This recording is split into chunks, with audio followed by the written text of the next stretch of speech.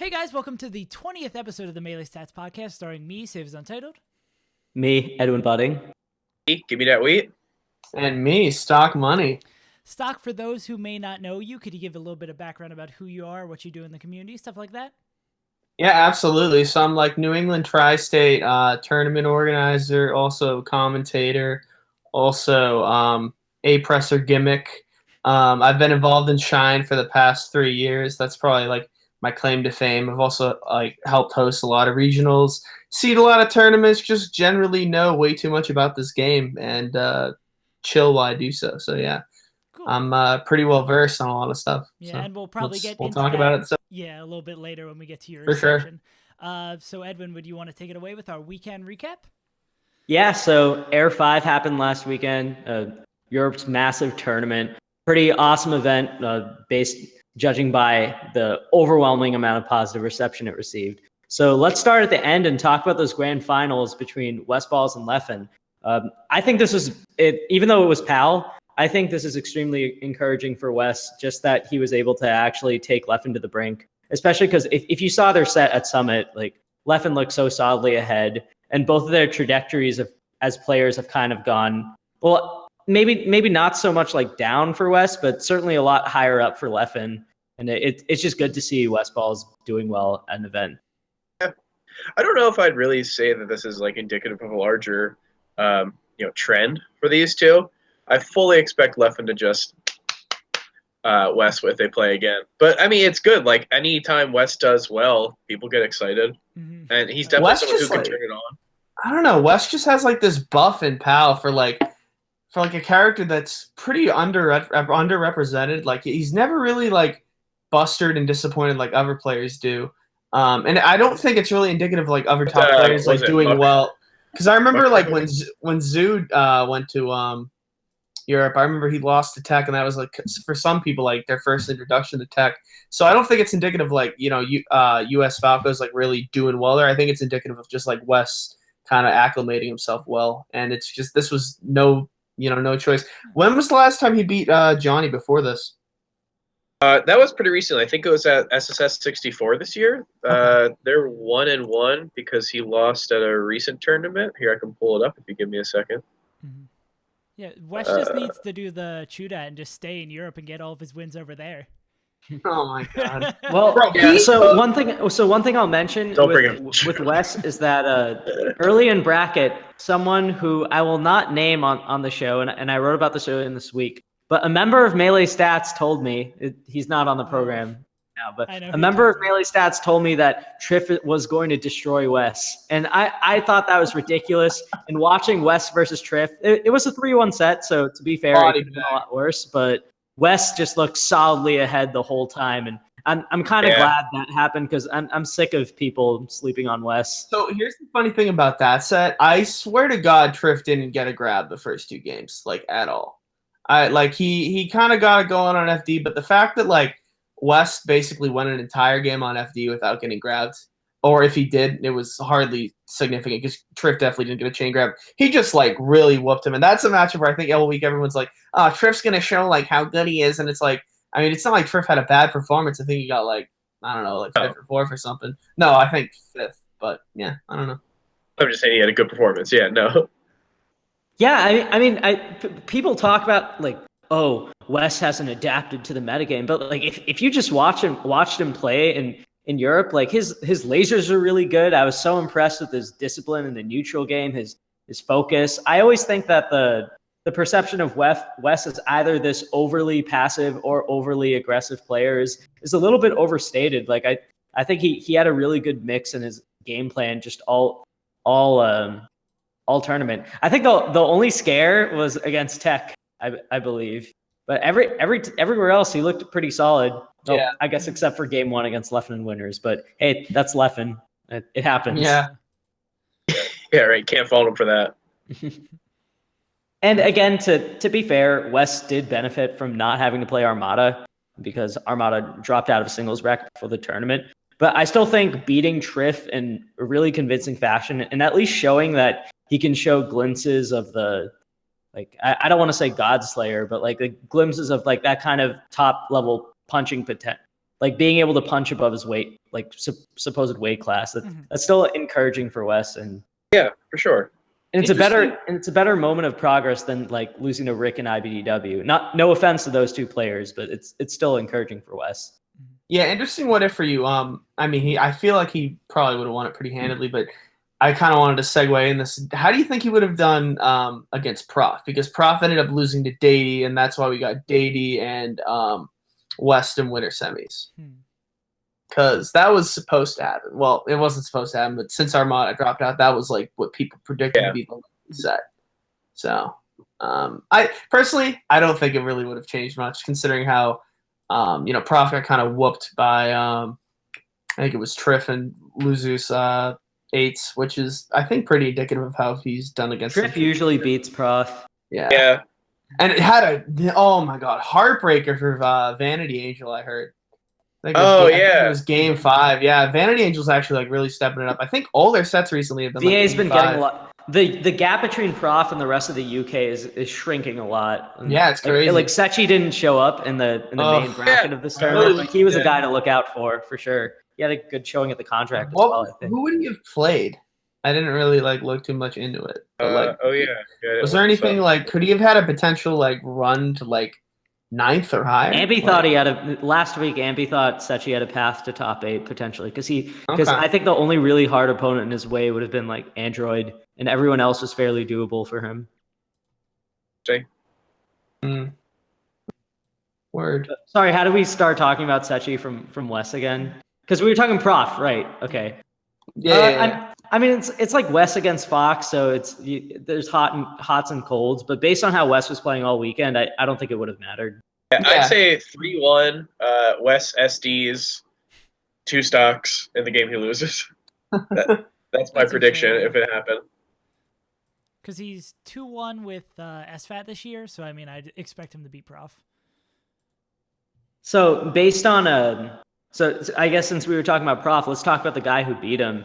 I was really impressed with Dady beating Prof, especially after looking pretty solidly behind to start the set. They had a close set, 3-1, and the game 4 went to last stock at the February tournament, Frozen Blue or Phoenix Blue. Phoenix Blue, excuse me. Phoenix Blue. And Dady, when he came back this time, one thing that I've always thought about Dady whenever I've watched him is that his neutral game and decision making is pretty good, but his punish game has never really been his trademark thing. Relative to the other. Wow, a Samus's punish game isn't his trademark thing. Well, wow, I mean, compared to Plup or Duck. No, I get what you're saying. And this is his first out of region big European win. He's beaten Dizkid Boogie in a timeout last year. As far against other people in his continent, this is a great step forward for Dady, and I hope we see more of him moving forward. Sure.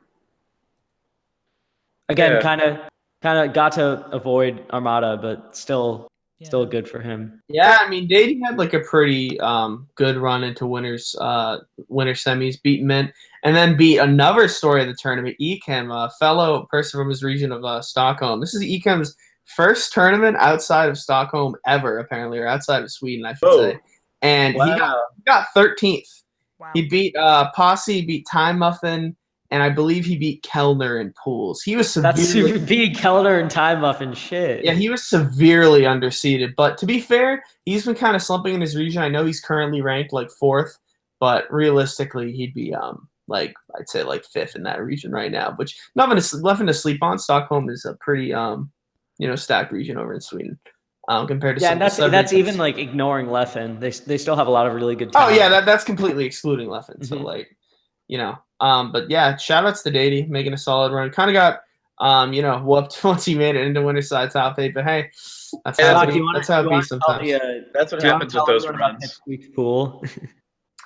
Oh my god. Okay.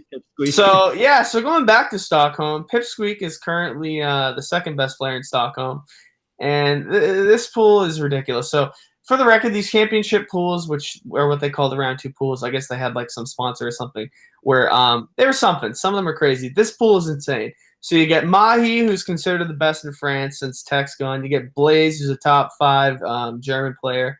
You get Alpha Dash, pretty washed UK ice climbers are still a name to look out for. Poopmeister, who's a rising player in Sweden, Puff player, and then you get Pipsqueak. So things go about what you'd expect. You know, Mahi loses the close one to Pipsqueak, beats everyone else. Blaze loses to Mahi and Pipsqueak, loses to Poop, so Poop picks up a good win. Poop loses to everyone else. You know, it's pretty par for the course. Pipsqueak has all his wins, and then suddenly Pipsqueak 1-2'd Alpha Dash. And then you look at the Stockholm brackets, and look who's right behind Pipsqueak on their PR. Foul, an ice climber who, for a long time, has been considered better than Alpha Dash, who he plays 2 sets of him a week. And then you look in the name bracket, and Pipsqueak loses to Unhaven, who's still considered worse than Foul. So, I don't know, man, because Pipsqueak was kind of talking that ish, like saying, like, this is my tournament to rise. You know, I got some insider info that he's like, you know, pretty cocky. If you ever watch his stream, it's him kind of you know, being really bold and brash while playing European net play, almost losing to Samus I've never heard of. But you know, shout out to the kid. He's grinding. He's definitely a fiend considering like he's gone to Armada's place for like weeks on end to study. But you know, kind of a rough one for him. And that is, I think, certainly the death pool of the tournament. The fact that, you know, Blaze getting 4th in that pool and then Poopmeister getting 5th, like these people in other pools would have like easily won it. Like Blaze or Poopmeister could have easily like won or got it second. Yeah, those are nuts results. You For know sure. what? That's what happens when you challenge the Melee Stats podcast. I don't. And for the record, the reason that Pipsqueak was in that pool was because he lost to Taka, and that's like. I don't really know who Taka plays, but my buddy Stax, who's from his region for the record, told me that that's an incredibly bad loss for Pipsqueak. So see, that's what happens to you butt heads with the legendary Ambi Sinister. Yeah, you get cursed. Melee curse. This is all in love. Not really. Whoa. No. Okay. I'm just being petty. That pool was crazy. Do we want to do we want to cover more of like the bracket, or do you want to look at these like death pools, like look at some of them? Because there were some interesting results, like Humpe drowning because of Wrangler. Shout outs to Wrangler's yeah, God. Yeah, I saw that. Wrangler making it out after beating. Yeah, I know. Honestly, like I'm surprised he's not going to Shine again. He was there last year, which you know, shout outs to him. He had some banger sets, but yeah, that's crazy. There's also Reno beating Nebi, but still getting second in the pool because he lost to Mawakate and Focus, the Georgia Luigi, which is like, that's the most Reno thing I've ever heard of. All right. I think the most Reno loss of all time is you might know him, because you're from Philly. Mark II, you already knew him, brother. Oh my God, he lost to Mark II. Like that's unreal. You know, another brutal pool was the Leffen pool, R23 drowning, which I think to me is pretty big. Oh, whoa. R23 drowned, and then Kellner got 4th. Kellner really, honestly, like when I saw Kellner in that crew battle where he got absolutely whooped, I was like, and then saw him versus Ekim, I was like, yeah, it's not looking hot for your boy. Randomness making his first comeback in a while, making top 48, kind of going right out, but I think he beat some pretty decent. These pools are wild. You know, you really kind of see. There are a lot of tiebreakers, I think. I want to ask, do you know Sharon or Charon? I do, yeah. Sharon's nasty. How come he went DK against Ice in their first game? Because he played Marth and Cruz and then played Fox after playing DK against Ice. Charlon. Oh yeah. Does he have a DK? Like I think so. I always get them confused. So Charlon is Charlon's the Fox and Charlon's the Marth, right? Or is that vice versa? There's 2. I always get them mixed up. I believe Charlon's the Fox. I mean, you watched the set, right, Edwin? Who did he play over the DK? He played DK game 1 against Ice, and then played Fox the rest of the set. Okay, so that's the French one. Yeah, he does have a DK. Okay. Dude, I was just surprised. If you've ever watched a random French tournament, they have some weird characters, bro. Some really weird characters. So I want to ask you guys a question. Are any of you planning on going to Heir next year? Because I certainly am. I want to, if it happens. I don't know, dude. I love Shine. I had a great time at Evo.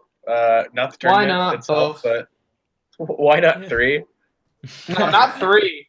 Forget Evo. You know what? If this Melee Stats Patreon takes off, I'd be more than happy to go to Heir. Stoc bro. becomes a It mega sounds great. sub. Just We'll sounds be like on the big drink. melee stats yacht, brother. It's, in the Mediterranean dude, Sea, dude. bro. All right, come on. All right, hold on. Stats yacht. Right next to the analog cast yacht. All right. All right. You don't need to give me the silent treatment for that. This tournament was kind of tournament of the DKs, except K12 wasn't there, man. Which makes me so.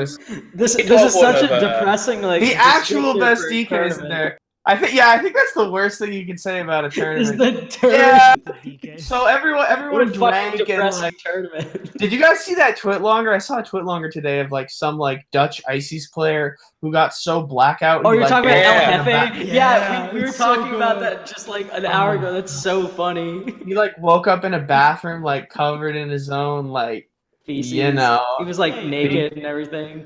It's like Jesus, like come on, bro. It's wild. He had a good time. All right, which member of Melee Stats will that happen to next year when one of us? Ambi, bro, Ambi free, on, free, Oh, or yeah. or I don't you, know. Yeah, or it's you. me. Come on, guys. Honestly, Edwin, it might be you. No, I've heard some stories no, of this guy. I'm too. When I saw you at Boston Calling, brother, I'm not. I'm not Wait, so we're sold not. on We're you. not going to. We're not going into. Oh, no, I'm not Can- sold on you. yeah. I need some. Can I just tell, No, I gotta this clean is- myself this is up. the I Melee got- Stats podcast, guys. We can't talk about our real lives. You know that'd be boring. Can I just talk a little No, bit I about gotta an clean Edwin myself story I love? up. I gotta clean myself Yes, up, please, Stoc. we- I got a home and everything. I can't. Yeah, We, you're living in the land of like the highest rent of all time. Holy moly! All right, Edwin. so Edwin, wait. Before we go on, I just want to tell a quick, tiny little story about no. Melee Stats and their debauchery. Okay. Where Yeah. Ampy was talking. He was like, "Yeah, dude, the worst I've ever gotten. I was just drinking so much I blacked out and I woke up in a hospital."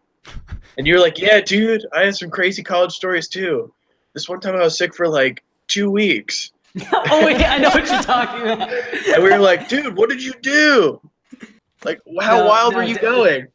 "I was at the movie theaters, and I just kept putting on the butter on my popcorn. Then I had to go to the hospital." Today, Imagine this, right after let it be someone's like, known. "Yeah, dude, I Let drank it so be much I known. woke up in the hospital." Yeah, I woke up in the hospital too. I had a lot of butter. let it be known, I've never been more sick after consuming any bit of a substance more than I was when I consumed too much butter on my popcorn for Skyfall. Never. That's been my low point. It was just back to back hearing Ambi talk about how he blacked out because of drinking. And then you're like, "I got some wild stories myself." Hitting us with the butter. What made you think that was the next logical step to take, Edwin? What made you think this is in the It was same the disparity between waking up in a hospital because I don't need to explain myself. All right, Did wow. you actually go to the hospital for this? No, I was just really sick. All right. Stoc, do you want to talk about Lint winning a tournament last weekend? The encore. Wait, we got to bring up Nicki just real quick. Okay, fine. We're not forgetting Nicki because Quick. Nikki actually had the sickest run of the tournament. My boy. I'm claiming he was my boy because we DM'd very briefly months and months ago. Yeah, so Nikki he's in my round two boy now. pools. He had a pretty free round two pool. That was one of the freer ones. His best one in that probably Hysteric, who I can't believe that guy almost made it to pools, but that's another story.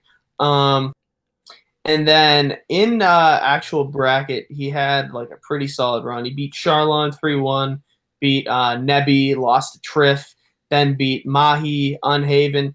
Pryson, who also had a great run this tournament. Pryson beating That was such a sick set. Pryson beating Maxi, Paju, and Over Triforce. Real shame that the two like up and comers. Because I was gonna say like you look at those winners quarters and they're all pretty far for the course, and then Pryson's in there beating Over, who had to beat Zver in a real tight one, and then beat Omp. So this tournament was wild, bro. And then Nicki, I think that's one of the first games he's ever taken off of ice. Yeah, No, no, I think like ever. Yeah, ice typically. it's Washington. unfortunately not too close. So I mean, shout outs to Nicki, man, getting seventh, like the other than Davey, like the only like real up and comer in that. And yeah, I'd love to see how he keeps doing, uses momentum. I saw that he tweeted that this was kind of like one of the, I think for a lot of Europeans, this was kind of like one of those tournaments where it's like, okay, like how seriously do I want to take this game? Like, do I got to reevaluate myself? And I think for Nicki, I think he'll have like a good mentality going forward. Yeah, I expect only to see more of him. I believe he's 17 or 18. He rose from like really that young. Wow. Yeah, he's a young guy. He rose from like 13th on their PR to next season being second behind Ice. Yeah. Dude's, or I guess third behind Ice and Dart. Dude's been grinding. I really expect to see a lot of him. If he ever comes to America, he's definitely someone to look out for. Don't Park on the Grass 2. Will that be Nicki's American breakout? I guess we'll see. Yeah. And what if Dart was at this? So many what ifs. This is the most stacked European tournament of all time, but it's actually missing a few, like, I think, power players for sure. That, like, not even including like inactive people. Like, come on, people, Reaper wasn't gonna go to this tournament. Like, let's not get your hopes up. But like Dart, like K12, there's definitely some other ones I thought of the other day that I'm missing. You and your DKs. When did this happen? I feel like I've known you for about a year, and I never knew you had a DK thing. It's okay. So no. Oh no. I forget what tournament it was, but like it was like Lighthouse or one of the Spanish tournaments. It was the one where like K12 like had that game 5 set with Over that didn't get streamed. Yeah. I don't know why. My DK, I've been like playing DK now, and there's I'm like so disappointed in you, dude. There's no, because in Massachusetts there's this thing called like the DK circuit, and it's like people just play like DK and like bracket and money matches, and you get DK circuit points, and then we're gonna do the DK invitational finals. We tried running a low tier tournament once at UConn, but everybody just selected DK, so like every match became a DK. No, we did it at CME. No, we did a UConn. We did it at CME once. I remember. No, I'm not talking about CME. This is like before when our club like first was getting like. I was gonna say, bro. I mean, Xavier got the hands from my Roy, but that's another story, bro. And Roy did. Dude had definitely never played a low tier character in his life. Who do you main Stoc? I told you I'm an A presser, bro. That's what I thought. I just want to double check. What happened to the Stocs and the Stoc? The Steak is still around, isn't it? Yeah. I play him here and there. Usually at like more Connecticut locals than anything. If I pay in a bracket, I'm gonna get. I'm gonna try and get my money served, but that's my shitty mindset. But yeah, smashed out. Do we want to talk about that? Yeah, Stoc. You're like the tri-state. You're the tri-state expert. So were you surprised at all by this or no? I thought it was like a really good out of region or out of Connecticut victory. All right, here's the take. So him beating Anthony again and him beating Hacks in 2 sets is pretty good. I think the most impressive part is how cleanly he beat Vortex this tournament, because those two are rivals. There was an era where Vortex was coming to a lot of hogs, and those two would trade sets. Actually, Vortex had a lead for quite a while. I mean, for example, at Big House, when Vortex had that breakout, they had to play, and they kind of started having a lot of sets from there. I wasn't too surprised he beat Hacks, given that Hacks is kind of in a weaker state, and even when Hacks was kind of more, I guess, prime per se, they played at Candlewood in Connecticut, and they also played at the end of last year, and they also played at Smash Valley. The Smash Valley set was kind of rough, but Hacks was on one that day. But at Candlewood was pretty close, so I'm not like shocked that he won it. I am shocked with some of the other results, and I'm more shocked with the seeding, considering they made a lot of my Connecticut boys playing losers. And I'm not talking like the top dogs. I saw a few. I don't care if like Swift plays like Lint in like losers 8s or losers quarters. Like, that's fine. That's whatever. We as a state don't really care that much about that stuff, which is funny. Like, every time we go out of region, like, don't you guys care if you play in like losers top 16? It's like, bro, like if you already made it to losers top 16, losers qualifiers for top 8, like you probably beat some pretty good people. I don't see why you care too much. But yeah, man, you're actually looking at the weekly bracket, I believe. Oh. Yeah, it's called Super Smashed Out. Yeah. Okay. Cool. Yeah, I was gonna say. I guess this will we can expand. We can like talk about this a little more in depth when it comes to talking about New England dark horses for Shine. But Lint is, he's been improving Bro, he's so on the much. comeback. He's on the comeback. So, kind of for some context before we talk about him later, he has very definitively been second in Connecticut for quite a bit. Had one slouchy season where Swift actually managed to get second over him. But now that Thumbs is active again, Thumbs the hidden boss. Don't worry, I can talk all about him later. But Thumbs has kind of solidified. Thumbs has kind of solidified himself over Lint as second with an incredibly dominant head-to-head. I don't even want to think about how many sets. It's probably 20 this season alone over him. High key, they play every. So this is worse than the Schmenk, the initial Schmenk head-to-head. I guess, but Lint had a winning record on him before, so not really. But the thing is that right before this Super Smashed Out, Lint double eliminated him, and he got third. Outside of Grant, Lint got second and double eliminated Thumbs for the first time all summer. So I was kind of he's kind of starting to be on one. His run. But I mentioned Vortex and Slox, who his sets of Slox lately have been super close. He beat Kezup, who's the secret best Ices in Connecticut who never goes to any of our events. I thought that was pretty good. Fan of melee stats. Mm-hmm. Yeah. I think this is kind of indicative. He kind of picks it up towards the. I think people. I remember I saw a tweet. I think it was Toussaint or something saying that people have seasons of play or something, and fall is Lint season. I think he's traditionally always done well at Shine. His breakout tournament was the first Shine where he got 49th. Lost to Trainable early on, and then made a fire loses run, beating John Ward, and then JoJo, Zio, and then beating Tranimal in the run back. Almost had to play Swift Base, but Swift Base also lost to Tranimal.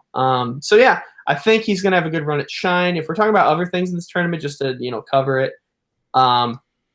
Stacks 3-stock hacks game 1, and almost won the set. That would have been wild. Stacks versus Hacks. Didn't Hacks destroy him in the next 2 games or something? No. Game 2 was close. Game 3 was Game 3 was the bad one, or yeah, Game 3 was the bad one. Smokey Blunts being the legend of Westchester, beating practice partner of Smuckers and Time. So, I know we've talked about this too, but Smokey, I feel definitely gets overseeded at those tournaments. But at this tournament, he actually proved himself of his seed, bro. Dude, I hate this because I've talked about before. He was seeded over Thumbs at one tournament that they had. That was embarrassing. And I just used to do this all the time. A couple years ago, I would hate players for some reason because I thought they were overrated. And I just talk about oh, this player sucks because they're people think they're top 20, but they're top 40, and then they do really well. It's well, I can't complain about it now. So I'm going through that right now. I think he was still overseeded at a ton of events, but I don't know. Dude beat Smucks, so. I mean, I don't know. It depends. Bringing it back to Lint for a second, Stoc. Yeah, sure. How do Lint and Smuckers do again? Does Lint go even or positive? That's my favorite rivalry, bro. It's even as hell. Even as hell, man. They're definitely close. Very even. I mean, Lint. It's funny though. Lint didn't have to play in this tournament. I'm interested to see how it went, but I can tell you for one thing, this might be kind of a jump. But based on how many sets I've seen of them play and how I've seen Lint do overall, I think Lint would have 3-0'd or 3-1'd him this tournament very cleanly. Damn. Yeah, clean. I mean, when you lose to Smokey, you're probably not gonna beat Lint. He's lost to Smokey before though. He's also had worse losses. He loses to Foxes all the time.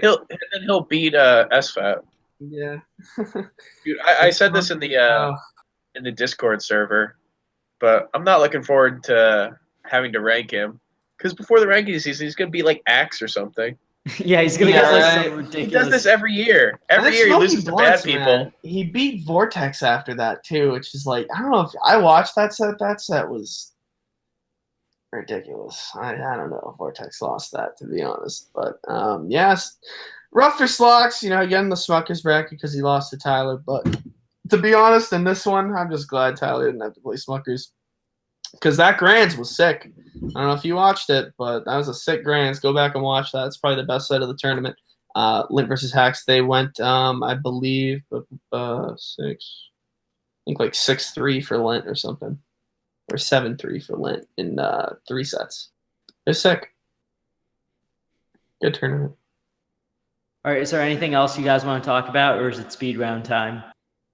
Oh boy, already in the speed round. It was like the North Carolina tournament. Hi-Fi ended up winning Hi-Fi that. ended up winning that, which is like crazy, but also like random circumstances because like Rooster beat Yort, which is insane. Like I actually can't believe Rooster beat Yort. And Who's then Rooster? Okay, this is someone you'll have to catch me. Who is Rooster? Rooster is the only puff in Tennessee, ranked in Tennessee. If you've ever there's some old Tennessee tournaments. He has a very like distinctive voice. He's like the best commentator in like Tennessee. But you know, he's nothing compared to like Dave Mon or like Iori or even like Den, to be honest. Dave Mon, one of the rising stars. Dave Mon's sick. Big Dave Mon fan.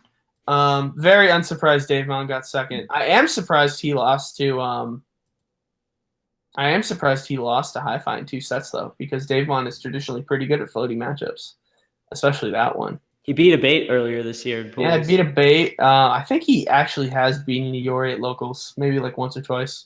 Iori's peach. I don't care if he beat like Iori's like Game & Watch or something. Don't bring up DK. No. Oh yeah, no. No, I'm done talking about DKs for today. Right, But yeah, for the culture.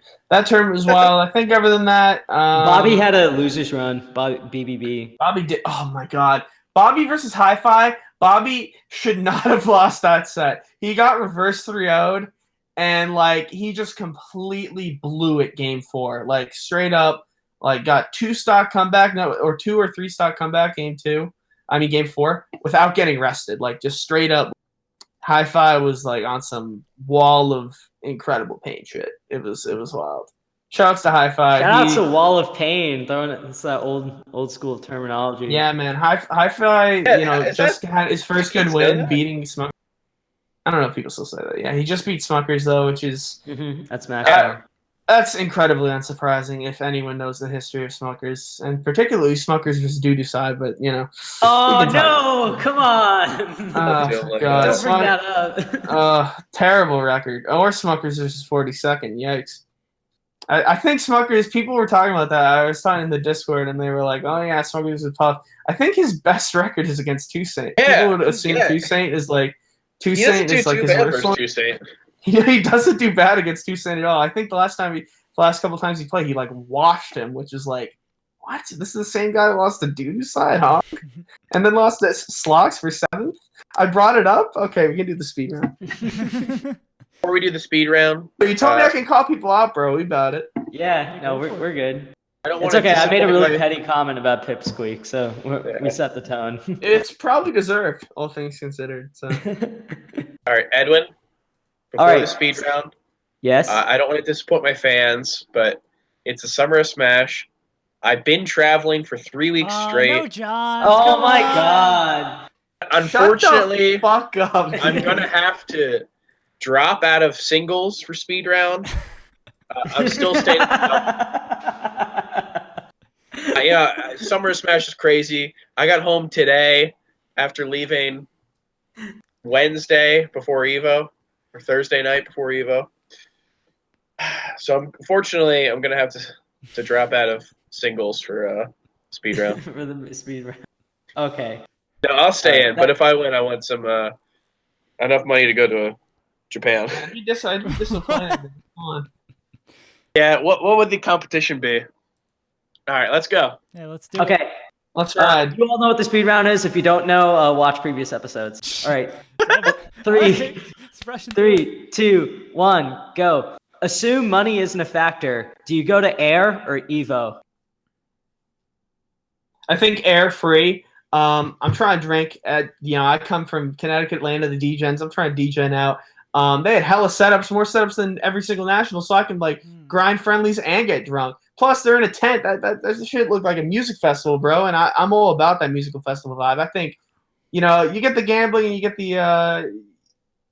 the whole Vegas thing, but I think the going to a whole different country and getting that like D-Gen vibe going while still getting that melee in, I think it's air free.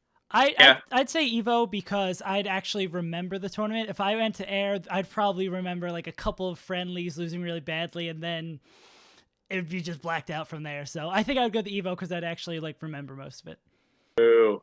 No, you gotta go Heir, because the only reason people are going to Evo is for the money. If it wasn't in if it wasn't in Vegas, I think people go that.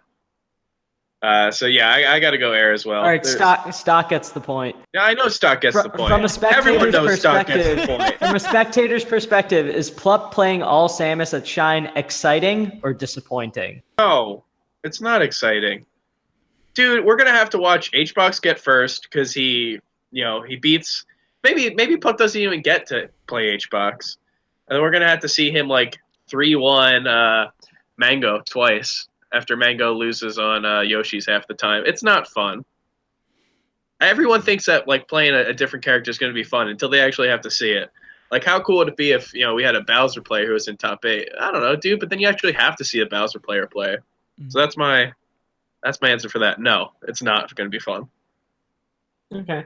I think in the context of last year, it was pretty sick because we had we had all the hitters like Mewtwo King Leffen who won't be there this year. I think it was kind of interesting. We had some cool matches like Plup versus Trip.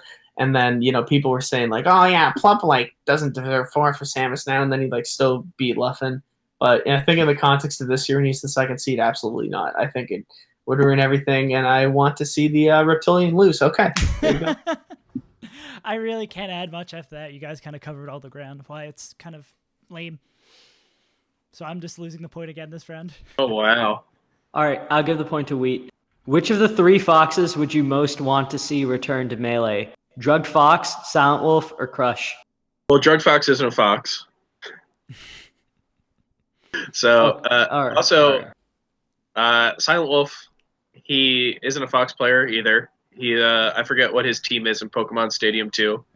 But there's no fox in that game. So, by default, I'd have to say Crush. Bro, I'm just trying to see the destruction. It's funny you mentioned them both in the same sentence. I'm trying to see the destruction that Silent Wolf brought upon Drug Fox that made him switch characters, bro. I want to see that on everyone, bro. I want to see Bladewise. Bladewise's been too comfy up there. A little bit. I want to see some Sunning. Y'all thought Mafia Crush was sick? Oh, Silent Wolf, Bladewise. Body bags, Johnny Cags. I want to see that. Come back, Silent Wolf, for the culture, brother. I just want to see Crush back so it makes ranking so much less complicated. Figuring out where Crush is going to be if he doesn't go to a tournament for the second half is just going to be a pain in the ass. So selfishly, I want Crush to come back. All right, Stoc gets it. Rishi or La Luna, who will end 2018 higher on MPGR? With any luck, they either would be on the MPGR. So I refuse to answer this. In a just world, we have a top 100 that has neither La Luna or Rishi, and maybe you take a couple other Marths off as well. I'm trying to think of whose Twitter you like less, but it's such a hard conversation. So you probably want to see Rishi lower. Yeah, I'm gonna go with that. I want to see Moonlayer, bro. Oh my god, please. I don't need players. I don't need the Moon Chronicles chapter 75 getting validated by the fact he's good, bro. That dude's social media presence makes me want to drill a hole into my skull and just never come back, bro. So I really hope Rishi ends up higher. Please God. All right, Stoc gets the point and automatically wins because he has 3 points. But for the final question, just for process, this is because I went against the Marth agenda. What do Smashers complain about more, controllers or seating? That's tough. It's a tough one, but I'm gonna go with seating because you said Smash players overall. Yeah, Smashers. Oh, for sure, bro. I literally just went through Shine. I mean, Melee players definitely whine quite a bit, but Smash 4 players, oh my god, bro. This one player whined about being 17th seed compared to 16th seed, on the 16th seed and on the 17th seed. Bro, I see some ridiculous shit in Melee, but I don't see shit like that. I think it's gotta be seeding. I've heard some real horror stories about the Smash 4 side. Not fun, I bet. Yeah, bro. Yeah, seating, man. Save, did you answer? I've given up all hope at this point. All right, well, game's rigged anyway. Yeah, no. Congratulations to Stoc Money for dethroning the previously undefeated Wheat, defeating Save in the Melee Stats Speed Round. Stoc, now you get a minute in typical fashion to talk about whatever you want.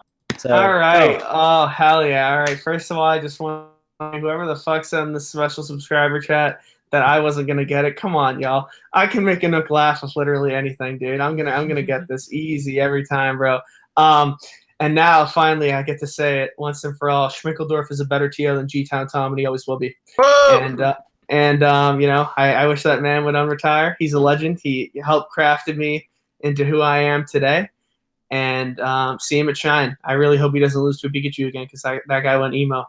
And yeah, fuck Ice Climbers. That's all I have to say. So, Stoc, I'm not going to lie. I didn't catch the first, like, 20 seconds of what you said, but because you cut out, your audio, like, cut off. Oh, really? I just said that Schmickeldorf is a better TO than G-Town Tom and always will be. So, yeah. Shout out to Schmickeldorf. Had some fun net play sessions with him a week ago. Hope he's doing well wherever he is. Yeah, dude. You'll probably see him at Shine, and it probably won't be a good performance, dude. My dude definitely lost to Toucan. Oh, my God. Oh, boy. We'll talk about Toucan. All right. But yeah, that was fun. So, Stoc, since you are the head TO or one of the head TOs of Shine, and you're one of the people that are leading the event just in general, let's talk about you for a second. I know you wanted to talk about like your background, how you started playing Melee. So I'll start with the most basic question. How'd you get into Melee? All right, yeah, word. So definitely been into video games forever. I have, you know, Let's Playing Roots, shout out to Save. You know, I've always been into like online video games and like watching tournaments and stuff. So I saw Evo 2013. That's the first one. I'm an Evo kid. Glad to say I'm not a Doc kid. Got interested from there. Started off as a stream monster. Didn't really. I actually just had my 4-year anniversary of like entering Melee tournaments like 2 or 3 weeks ago. Nice. But I watched for like a year straight, and then it turns out that this like quiet kid who was like funny as fuck, but like I didn't really think much of like what he did outside of track, Jack Hoyt, aka Crush, turned out to be like, you know, a decent friend of mine in high school. I wouldn't claim we're closer than we are, but like I found out about the local scene from him. And then, you know, he and I would go to tournaments here and there, and that's kind of what got me my introduction. And then I kind of branched off from that, started going to more tournaments. I was a fiend. You know, I didn't have a car for a long time because I didn't drive. So I was like I was the only person going to New Game Plus every week. I take the commuter rail, spend like $20 like to get there, just to get there, other than the tournament fee you enter and stuff. Took me a while to start commentating, but then I think commentating is what kind of got me like into the scene. And then what kind of took me into TOing I never expected, because seeding I got involved with because, you know, when you're a stream monster, it's inevitable that you like to flex your dick about like how many people you know and stuff. It is what it is. It's inevitable. But what happened in my local scene, because I consider Connecticut more my local scene, even though I started in Massachusetts, is that the two TOs, Schmickeldorf, who I previously mentioned, and Royal Gold, had to step away because of work. You know, Royal Gold had like an hour commute like to work, if not farther, and then had to come to Hog right after. And then Schmickeldorf was starting a full-time career at the time. And me being the college kid who I go out during the weekend, I don't go out on Thursday nights. I'm at Hog all the time. I was kind of just like, well, I'll step up to the plate. I started doing weeklies, and then I revived the monthlies, which led to, you know, regionals. Like I helped out with Bust 3. That was like kind of my first big comment, I guess you could say. And then CT GamerCon was kind of one of my bigger things. You know, it's pretty sick to say that you've run a tournament in Mohegan Sun, which you tell anyone in Connecticut that, and they're like, what the fuck are you talking about? And then I've also ran tournaments at like Patriot Place. It's pretty cool, honestly. Melee's a ride. And, you know, going from weeklies where it took me a while to kind of get my groove, I kind of like credit myself to like not, I can get stressed out, but I tend to kind of make the best out of like even like my worst situations. I think that's kind of like, you know, what's helped me out a lot. Like, for example, I definitely problem solved a lot at Shine last year when it came to seeding and also just like on-site stuff. Like everyone who's ever heard that story about like Shroom to Mewtwo King and like the gentleman stuff. I was the TO that Taffokins found and was like, hey, you need to make a ruling on this. And then me and Colin Fife were like, are you fucking kidding me? Like, we're making a ruling on a gentleman. But yeah, like I was just kind of, you know, it's funny. I never expected to go down the route I did, but I'm so glad I have, because I don't know if I would have stuck around in the same capacity I have. And then this year I kind of have much more of a like active role in it, because I've helped with seeding, you know, the past like 3 years of it in commentary. But this year I was kind of the head on that. And I'm not gonna lie, seeding a national by hand, never do it. Never do it. Because I did that this time. And I almost lost all my progress, and I wanted to die. Then Smash brought it back. So yeah, that's kind of my story. It's kind of a simple come up story of how I started playing, and then don't even get me started about like me and competing. I went from like being a BDSM chic with a GameStop controller at my first game over, where Matt.Zeb like messed. My tag isn't even supposed to be Stoc. It's supposed to be STOC. And if you even ask like Crush or like some of the Andover players, they don't call me Stoc. They call me STOC because that was like my nickname for like ever because of my initials. But then it became Stoc, and then in Connecticut we had we used to do joke tags when I first showed up to Hog, and then Matt Martinelli, shout outs to Doom. I kept entering his New York Stock Exchange, and he was like, "Oh, Stoc Money, dude, what's up, bro?" So I just became like Stoc Money from that. So yeah, it's kind of my story. And this tournament's gonna be godlike, so you better be watching if you're not watching it this weekend. All right, thanks. I think that pretty much covers everything. I would have asked you other questions, but you're very thorough. One more thing about your story is at Gang, I was looking for alcohol, and I saw you, and I was like, I bet he has alcohol. But I didn't say anything because I thought it'd be weird to go up to you and just ask for like, hey, you got booze? But then like 2 minutes later, he comes up to me and he's like, hey, you want a beer, man? That's my Stoc story. Is him smuggling in some you don't even know Coors Light or something? Coors Light. You don't even know how degenerate Connecticut is. It's bad. I can only imagine. It's really bad. Oh, and me in general. But yeah. Oh, Gang. I think actually no. I gotta mention Gang real quick because I think honestly running Shine and GamerCon's cool. Gang's the best tournament I think I've ever helped run. Let's go. Because Aiden like literally just was like. I like offered my role to help it, and then I just ran singles. I basically like ran all the brackets, and I think it went super well. That's like a very notable tournament. I mean, I'm not gonna lie, people talk about that grands like every other week. That's one of the. I'm sad I missed it because I was doing the same day flight. I flew. I did too, bro. Swift and I were in our Uber on the way to our train because we had to catch a train at midnight, so we only missed grand finals in person. I watched everything else, but I missed grands. And it's funny. I actually said to Alex, I said to Smuckers before, I'm like, you're gonna fuck him up because he and I actually like, and I think TN were talking out like what he messed up that set because he knew he blew it in the winter set. If y'all remember that, he totally blew it the winter set, and I was like, you got this. But I never thought he'd just do it like that. Yeah. But, every Fox watching that set must have felt so therapeutic just watching Zane get stomped. Right. Oh yeah, and that Crush comeback. Oh my god, that was he reverse 3-0'd him, right? Rough. But how do you beat Crush, SFAT, and Cyrox and lose to Smoky Blunts? Just let me know. All right, are we ready to talk about Shine, lads? Yeah. Yeah, for sure. So I want to start off by saying a kind of a sleeper player, and I don't expect this to happen, but I think his bracket's really good. No, I got an Ice Climbers in my path. You're going down, dude. You're done. No, but however, I think another Marth in my pool, a better player than me, actually kind of has a decent shot. So I'm talking about top player Yasu.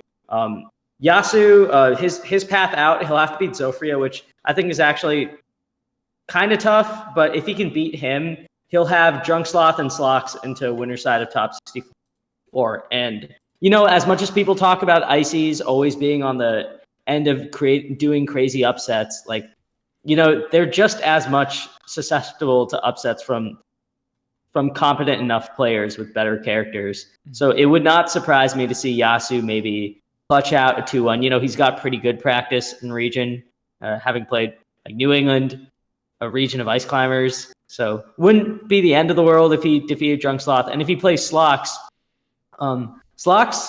Marth has been one of his worst matchups, if not his worst one for a really long time. And shout out to Arius as well. So if Yasu gets a shot at Slox, who knows? Can he upset him? I know, to be fair to Slox, I'm fairly certain he's positive on Calvar and region, but I think this is potentially a good breakout run for Yasu. All right, so here's the thing. This is funny. Calvar only has one set on Slocs ever, by the way. Yeah. And Yasu has actually ran it considerably closer than Calvar has, for the most part, ever have with Slocs. They have a limited number of sets, but I'd actually say Yasu has like generally a better shot, and it's just kind of like a style thing because here's something that some people might disagree, but Calvar isn't as good against space animals. As No, no, for sure. He's much better against floaties. He's much better against floaty characters, and people who kind of I think a lot of his upsets in spacey matchups tend to be of people who get thrown for a loop with that kind of style. But you notice a lot of these spaces in region. I mean, my man got, he's had some rough spacey losses this year, like at locals. Like he lost to S Royal, who, stock money kind of gave the dick, and then he lost to Jeez. Bro, you brought me on the podcast. I don't want to. I had to flex it once. I had to flex it once just to piss off Eric if he's watching it. But yeah, he's also lost to Giraffe. He's also lost to some other rough players this year. I think Blye, going outside of the matchup. His trouble matchups are Fox and Cheat Calvar. But for Yasu, I think Ice Climbers can be a trouble matchup for him. But he has beaten him pretty good. They haven't played too many sets. I actually think it's pretty doable, and I don't think he's bad at the Cheat matchup either, though he has ran it close. Zofria is an interesting player because Zofria was, I'm pretty sure, like inactive for like a year and a half and only recently came back. So I actually think he's low key one of like the better. I think that'll be a better lower seeds. Round one set at least. Yeah. For sure, I think it will be definitely. So that was my pick for a sleeper New England player. Do you guys have anyone that you would want to take a look at? I have one, but I think I want to hear Wheats. I didn't look for one. I didn't look through their brackets, so I'm sure I could just. I think Thumbs is probably going to do well. I know he has to play Cool Lime. He's gonna beat the best Ice Climbers player in the world, Cool Lime. I unfortunately, off the top of my head, don't know his bracket after that, so I can't speak on that. But just I feel nothing but confidence in Thumbs if he like actually goes to stuff. So I guess that'll be my pick. Yeah, man. I think Thumbs is a good one. It's weird though. He doesn't have a ton of Ices practice, so he might not be ready for the wobbles. But here's the funny thing: if he loses Peach, this is a weird take, but he'll go Falco. You really think? Think he'll do that? He's beaten every Ices in the region with Falco. He destroyed pretty good with Falco, bro. I've heard of Thumbs Falco before. I don't know. That's a good player. I've done better. Okay, so his Falco's definitely had some rough losses, but like his Falco's matchup is Ices. Like it's really weird. He'll definitely go Peach, no doubt. But I'm saying like I could imagine a world where Thumbs like gets wobbled 4 times. And in his brain, which God knows how that thing works, he'd just be like, the Whiskey Priest, I'm going to pop this thing out. Because, his Falco's called the Whiskey Priest. I don't know. Yeah. For me, I think Calvar has a pretty good losers bracket. So Calvar is going to play, I forget who he plays. He plays Ginger. He plays JoJo. He plays JoJo. And losers at least. Yeah, so Calvar's going to play JoJo. JoJo, he probably won't get upset by JoJo, but he does have a track record of having rough sets with Falcon, so don't count it out. He's definitely gone Game 3 of Jufro and like Game 5 of Golden multiple times this year. I think Joy Boy could definitely. Hasn't Calvar beaten Smuckers this year? Yeah, Calvar has, but generally he's been negative on him. But yeah, he has beaten Smuckers this year. I think Big Joig is actually kind of a sleeper pick. I don't know. It's weird. I don't think he has the most amazing track record against Peaches, but weirdly enough, I think he can actually beat MacD. So we'll see if that can happen. I don't know his record against Rhyme or any other than Lint. It's funny, actually. He has a worse record against Artie than he does against Rhyme, which is insane, to be honest. But yeah, and then Stoc, I want to mention one matchup. Speaking of New England players, in KK4. In the first match of round 2 pools is projected Tiramisu versus 42nd. I think that could be. That's going to be a banger. They've never played before.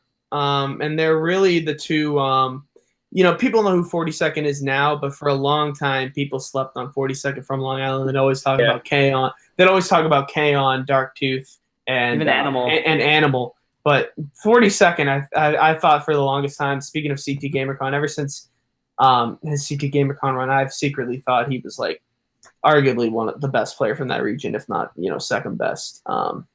He's nasty, and I think it's going to be wild. Tiramisu has a very decent style against Puff. Has dropped a couple since the Judy side, but generally very positive. And 42nd is a god against Fox. I mean, I'm so glad he finally proved himself with that win on SFAT because honestly, like I don't think it got streamed, but I'd like to think he probably had to do a little more than resting him 7 times. He probably had to put some work in. Oh, wow. No, I'm not sleeping on Jerry, bro. Jerry have a fire run this tournament, bro. Don't sleep on Jerry. Jerry finally getting. You don't have to tell me. We'll desserts. get into Jerry later. But Jerry could also lose to Joy Boy round 1 of top 64. So I don't know. We'll see. That's a Joy Boy doesn't lose to Adams. So I think there's a lot of hitters from New England and Tri-State at this tournament, like Icy, for example. Icy could totally beat Mega Icy, Xmas. one of the slept on. And even if he does lose to Mega Xmas, he's very likely to at least go game 3, if not do better against Rio Beat in losers. Yeah, someone I am worried about. I'm worried Lint might lose to Nut, but we'll see. Lint doesn't have the most amazing track record against Sheik. I could see that. Lint, if he beats Nut, he has to play Swedish afterward. And yes, the run back. Those two had a ridiculously close set at the New York City in the Invitational, the Nev's Invitational. Yeah, Tri-State Invitational. Yeah. Those two had a really close set where Lint almost he could have won that, dude. And I would love to see those two play again. For sure, it's going to be wild. This is, a good tournament for a lot of the New England boys. This is the new. All of them. We haven't been traveling. Swedish, though. We haven't been traveling as much as we could have lately. What'd you say? I didn't catch that. New Sammied up Swedish. So we'll see. Speaking of Nico, I actually I want to keep an eye out on pool HH4 with Rio Beat versus Ryan Ford. Apparently, Rio Beat and SFAT went really close at SmashCon. He had a close set with Ryan Ford at that Rise tournament, bro. Right, yeah. I swear to God, that set was like, if it was best of 3 or best of 5, it went last game. I swear to God. Nico, of course, I mentioned this before SmashCon, but he's one of those players that's always done pretty well in region, and then at nationals for whatever reason, he just his play completely falls off, or he plays worse. Or okay, so I have a nuclear take for you. You mean a nuclear take? All right, calm down. Let the man talk. So, like, if you hadn't told me the man lost a Ghetto War Machine and Glock and my Toyota at a local, I might have told you that Rio Beat could actually lose to Crunch before he gets to Ryan Ford, because Crunch, probably his best matchup other than Puff is Peach traditionally, and that's because he had to play a million sets of Mafia and the other Peaches back when he was in New England, and he also has to play Odie. One of his better wins is Vanity Angel, who he cleanly beat at that tournament where Mint did really well. That was like last year. Did he take is that the tournament he took a game off Armada at, or no? No, that's another one. Okay.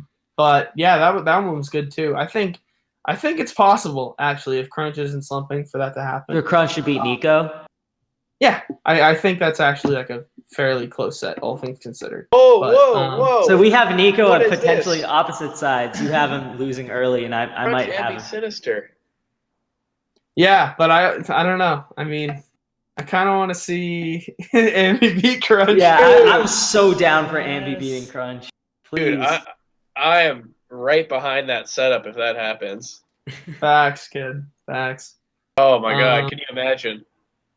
Yeah, so we're on this like kind of round 2 pools binge. Do we want to, kind of cover that before like maybe take a look at some of the better ones? We kind of talk about like breakout players. We can also look at some of the round 2 pools matches, because there's some sick ones. There is one round 2 pools match that I want to bring up, but not because it's sick, because it's going to be really lame. And that's in LL4 or II4, Kaon versus Mike Hayes. That dude, I think Destroyer can beat Kaon. Yeah. Straight up. You think so? Yes, Kaon's not that good against Peach. Destroyer's also so good. Kaon's not that good against Peach, bro. People overrate Kaon because of certain matches, but I think Kaon's worst matchups are Peach and Marth. I think people already know about Marth. Mhm. But yeah, I mean that I'll pool's keep an interesting. eye out for that. That pool's interesting. I think. Oh man, it's if Swiftface can get past Shabo, I think Swiftface None could be interesting. I don't think Swift would take it, but traditionally Falcon has been one of his better matchups, even than when he's slumping. You know, he always takes Smuckers to the brink and has taken sets, for sure. You know, people also sleeping on Drephen Bonfire, battle of the two exact players. The master and the apprentice. That shit would be wild. Dude, Drephen might play Ginger again. Yeah, man. Unless Big Kid beats Ginger, which who knows? I've seen crazier things, to be honest. Yeah, right. Dude, if you've ever seen Big Kid versus Lint, Big Kid hits the most ridiculous rest I have ever seen in my life. He Lint jumps, I think, to laser him or something, and Big Kid literally floats right under Lint and just insta rests him, and Lint goes.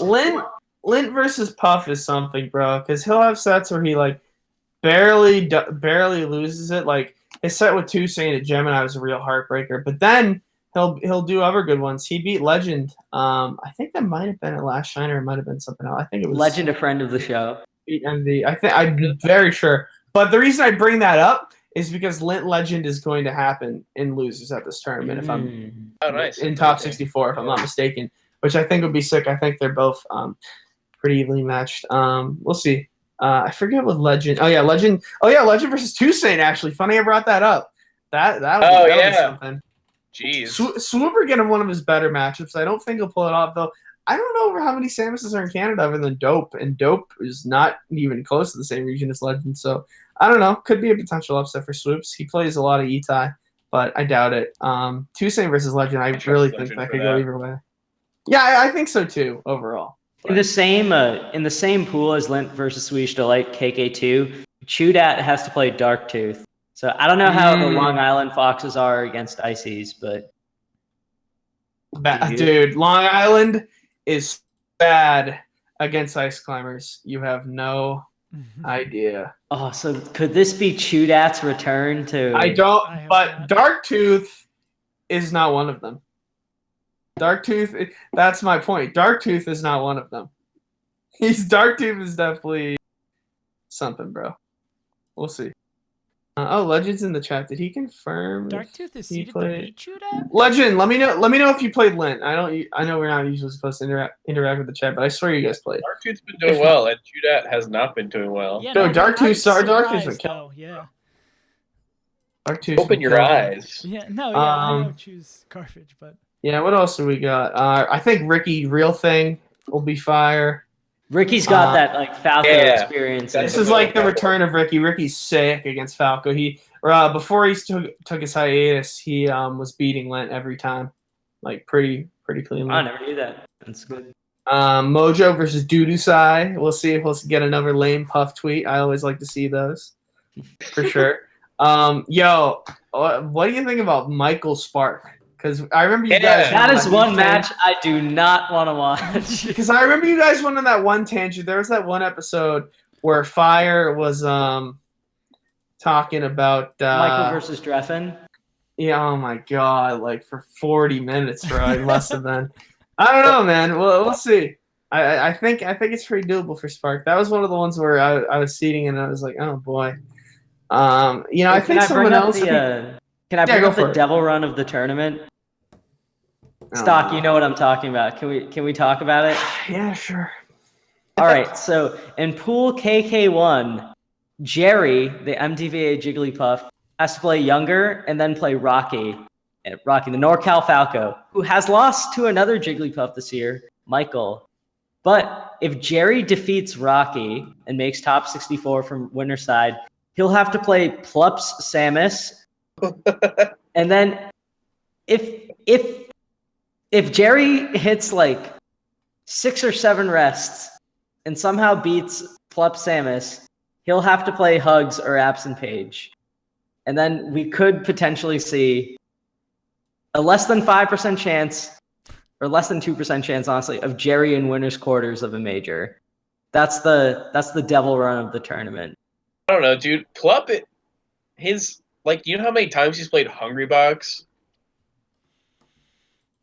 Trying to tell me that his Samus can't beat Jerry has played Jigglypuff for Edwin, like what, I 4 don't- months? Yeah, come on. I don't want to sound out of And the he's- loop, Edwin. Not to interrupt you, Yeah, but like sorry. considering I like see you at the tournament, but like, did Plump say he's going Samus somewhere? He said on stream. Oh, okay. Oh boy, round 2. Okay, that'll be something. Oh boy. I don't know if that's gonna happen, but we'll see. See. I still think Jerry Rocky is something to watch out for. Oh yeah, Yeah, I for think sure, Jerry yeah. Rocky's gonna be a banger, bro. You know how many sets? That'll be You know how a many fun one. sets Jerry's played with BBB lately? A million. A million. Straight up. What do we? Yo, I think Vortex can be trimmed. Talking about another one. I think Wow, you think so?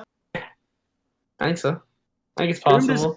is like, But if good not- for the Ditto though. Yeah, I mean, if not, we get Lucky Shroomed. Which would be sick. Yeah, I'm just kind of going over like the top 3 seeds in every pool. Ooh, Zamu Hacks. Zamu Hacks is gonna be Dude, sick. so excited for Future. Zamu to be here.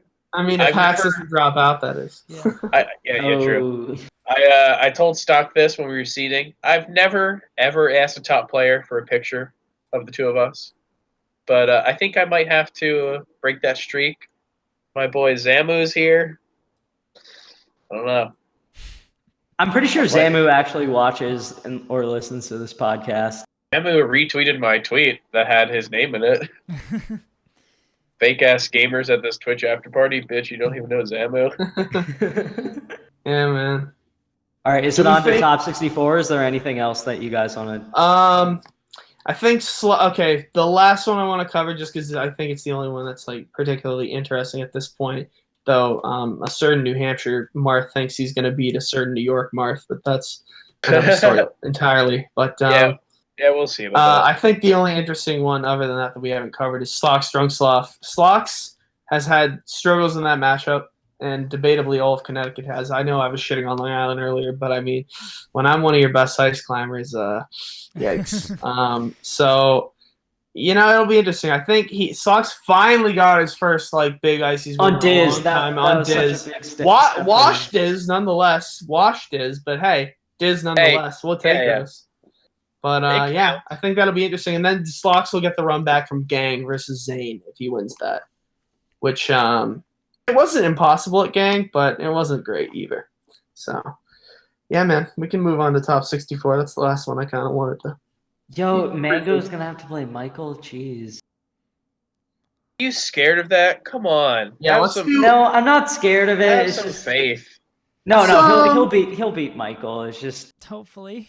Okay, so for top 64, let's kind of go over. We're doing top 64 in 2 halves last year. Then we're not doing top 96. That was wild. We kind of decided against that for this year from a logistical standpoint. But damn, there's some crazy sets. Shoutouts to my favorite set that didn't get streamed or recorded was Trillium Zoso Game 5 Heartbreaker for Zoso losing. yeah, Trillium. that was super. I heard about that. That set was crazy. Hyenas versus myself, Tim the Guy, and Schminkledorf. It was wild. But yeah, man. So yeah, let's we can talk about the winners matches and then talk about losers. I think losers is super interesting because Shine, despite not having like the biggest, not having the hugest numbers, is perhaps one of the most stacked per capita. I think of all the big tournaments this year, especially in the summer. But I'm also biased, so yeah. There's one match I actually took note of and I wanted to ask you guys on. Mango versus Westballz is projected, and I think that's Westballz' best shot at a maybe win in the top 6. Are they Falco Ditto? Yeah, maybe. Or Yeah. Mango? I mean, Mango it's his hasn't played best Fox shot. versus- I don't think it's gonna. Yeah, exactly. Yeah. Have they ever Falco did it? When they have, it's been really ugly. Like West has kind of whooped him, Okay. Okay. Interesting. Yeah. That's something to think But but about. they haven't played in like 2 years. I do so. agree with Wheat that it is probably his best shot, but I don't see Westballz doing it. Even coming off the heat from playing against Leffen, I don't think he has it to do it. I'd really love to see it, and maybe he could take a game if he's playing the same level he was at Heir. He could take a game, but I don't see him beating Mango. Yeah. I know. Okay. Dude lost to K-Pan. Dude almost lost to Rocky. He's just. I don't have extreme faith in him in the Falco Ditto. I think he beat Ginger at Summit this year, I believe. But I don't know. That's a lot to beat Mango. I know, like, we're okay. Who has a better chance? Westballz going Falco or Westballz going Ice Climbers? Westballz going Falco. What? Yeah, what Come kind of on. question? That's an Edwin question. Come on. I think this is a good I don't- question. What? No, that's Against that's Mango. a dumb question. Yeah, that's what makes it so good. No, it makes it a dumb question. I think Mango I just don't know why I was with 3-0 over Westballz Falco, 3-2 over Westballz Ices. That's a stupid question. This is I do ridiculous. think if there was ever a time like this year for Westballz to do it coming off the air, if he's able to bring that same fire he brought at air, it would be now, but still like 15, that's generous. Like a 5% chance that he does it. It's 5% seems low. 5% chance that Mango beats Westballz. Seems really yeah, low it for beats these. Ices, yeah. Bold, but I like it. I don't know. Falco Yeah. Dittos are also like super high variance, so I don't want to point to like 2 or 3 sets where West loses as proof that he's like bad in the matchup. But does Westballz even beat Rishi though? Yeah, I think he'll beat Rishi. Okay. Does I could see Westballz Rishi even? doing that. I mean, Zamu could beat Rishi. Zamu could beat Westballz. Bro, Yeah, Zamu could it's beat Mango. Mango. all right, so Wait, it's wait, Zamu. It Zamu's is Ice Zamu. Climbers beat Mango. Dude, it's Zamu and Rishi's destiny to play after Travioli beats Zamu at Smash and Splash 4. That's all Oh I'm saying. yeah. Yeah, I their forgot destiny. about that. It's their destiny. Rishi's been dodging Zamu for too long, and I actually dodged. But yeah, I kind of wanted to cover like top 64 in like both halves, so that was like part of the second half. But I kind of want to focus on this first half. I think for interesting ones, KJH and Ryan Ford, which had kind of been a mini rivalry at one point at the beginning of this year, hasn't happened in a while because Ryan Ford hasn't been in many events this summer because he lost his sponsor. I think that'll be really interesting. You get KJH, who's, he's shown some high highs, but also shown some like not lows per se, but just kind of some like middling results. Yeah. So I think it'll be really interesting. I think Ryan Ford is kind of a wild card in the sense that like, I mean, he'll obviously do well, but I'm not sure what we're gonna see per se. And then you get Moon PPU for the first time in a hot minute, if I'm not mistaken, which has been always traditionally very interesting. Mark Yeah, PBU's been up on him solidly in their lifetime, but their sets are usually close, so it's a little misleading. Should be interesting to see. Yeah. For sure. And then covering winners before we get into losers, you get S3J PPU, Wizzrobe none, which I don't know if that's happened in bracket for a while. They've played in all those. God, why does every tournament have like a Falcon like exhibition? I forget what tournament it was, but I think they played in winners and Wizzrobe lost. That was Full Bloom. Full Bloom. Yeah, it was Full Bloom. Yeah, so That's they're 2-1 or 1-1 for the year, I think. 2-1 Wizzrobe, I believe, because Wizzrobe won in losers when they played. Yeah. And then 3-1. They played a CEO and they played an Evo. Evo wasn't streamed, I don't think. So They that's why I really don't didn't. remember it. Oh, I was gonna say I'm surprised they didn't play an Optic Arena, and then I remembered Bananas. Oh, Yeah, Bananas the Destroyer. Good God. Destroyer. Are we gonna have to watch Wizzy and Zane? Am I gonna have to watch Zane lose like some game he's 5? gonna lose game 5 again. Last time. I'm gonna Yes, be there please. for it. Let's go, Wizzy. Dude, I'm gonna see Edwin rolling around on the floor. Just no. Nah, dude, Edwin confirmed blacking out if Zane loses. if he loses the exact same way, like last stock, like The heartbreak. last day, dude, I gotta say though, Shroom Zane went really close last time. So if Shroom beats Lucky, which I don't think is like undoable for him, he's No, probably of course not. Yeah, so if Shroom beats Lucky and Shroom plays Zane, like I could totally see Shroom taking that. And fun thing about Shroom versus Wizzy, last year at Shine 2017, out of nowhere, Shroom pulls out the Marth against Wizzrobe and beats that ass 3-0. So Yeah. Oh my God, that was crazy. just knew I'll give everything. Wizzy some credit though. I remember that was one of the things I also had to do last year. My dude was stressing out about 64 in Melee in the same time. And Shears and I had to make sure he had to get the set and stuff. And he was pretty tilted in Melee. So this year, when we were talking to him about coming to the event, he actually decided to opt out of 64 because he's focused on 64 at SmashCon. Now at this event he wants to focus on Melee. I think it'll be really interesting to see what he pulls out of this tournament. Yeah.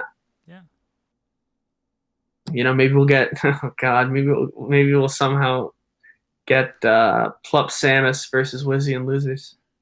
Yeah. Or in winners if Plup Or in Samus winners. beats Mango and Wizzrobe beats Hungrybox. Yeah. Oh, that boy. would be the dream. Plup Samus, okay, let's get something out of the way. I am very confident that Mango will not lose to Plup Samus. Oh, yeah. Mango destroys that character, bro. Yeah. Like, he hasn't lost to a Samus, like, in a serious set, I think, like, ever. Yeah, no memes. He's not going to lose to that. Yeah. Before we And Plup also hates playing that matchup against Mango in for particular. sure. Yeah, we can focus on top 8 a little bit. I think top 64 losers of this tournament is really interesting.